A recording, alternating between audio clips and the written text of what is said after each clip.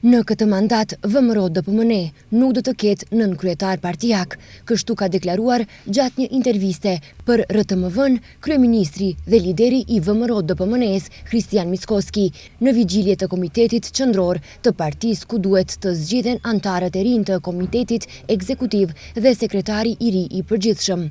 Nën kryetarët e deri më tanishëm të VMRO DPMN-s Aleksandar Nikolovski, Vlado Misajlovski, Gordana Dimitrievska Koçovska dhe Timço Mucunski do të propozohen për antar të komitetit ekzekutiv. Në kongresin e ardhshëm partijak në vitin 2029, Mickoski paralajmëroi se VMRO DPMN-ja do të ketë kryetar të ri dhe udhëheqësi të re.